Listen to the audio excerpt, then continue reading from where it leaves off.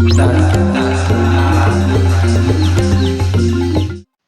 not sure what the question is, or I guess it would be, what do I do? So I'll answer it from that perspective. But good. You are sensing an inkling of self. You're sensing an inkling of awareness. Um, I believe it's, and I quote this person a lot, Ram Dass, one of my first quote unquote, teachers. Not personal, but as far as like books, tapes, and whatnot. I ate up his stuff. If you guys don't know who he is, check him out. Ram Dass. He's a contemporary of Timothy Leary and Terence McKenna. But I believe he's still alive actually too. But he spoke about going back to awareness and awareness of self.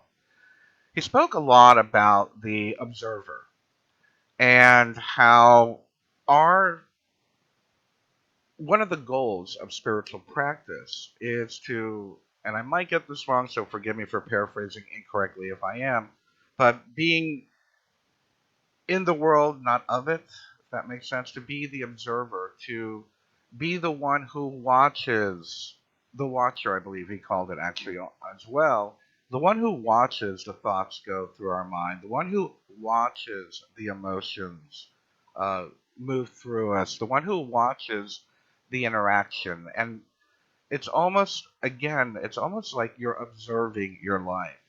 Um, I believe that is where the awareness is. I believe that is kind of what I define as the higher self.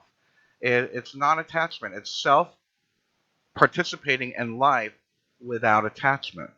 It's self experiencing life without attachment. One of my favorite, and I should probably do it again, I probably will do it again. One of my favorite practices that I've done over the years is the a meditation practice. I'll probably do a video on it again. And it's a visualization of trying to go to the place between the thoughts. And for me, that is the self. That's the real awareness. Going to the place between the thoughts. And I do this visualization where I see a stage and I'm seeing all the stuff going across the stage, like maybe lights, balls of light moving from left to right, left to right. And then I close the door on the left and I stop the lights coming through. And I close the door on the right, and then there's nothing on the stage. And those lights represent thought. So going between the thoughts. When we are, and I guess that's a very Buddhist, Taoist type thing, and I have a lot of roots in my practices in Taoism, is that if we can, again, be the unattached observer, that is where our awareness lies.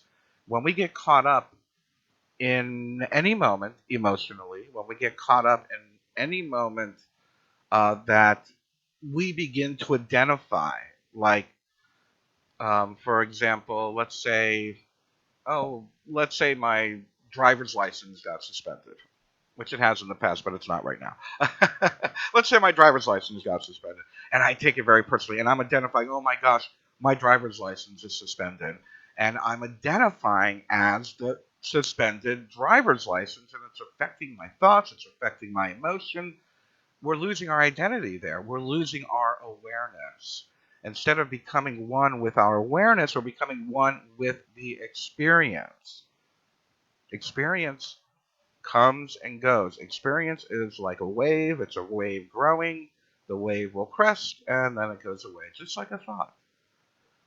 So these experiences that we begin to identify with take us further away from our awareness, take us further away from our higher self, from our intuition. It's important that we realize that thoughts come and go. Experiences come and go. The only thing that's permanent is impermanence. Everything changes. Our mind, our thoughts.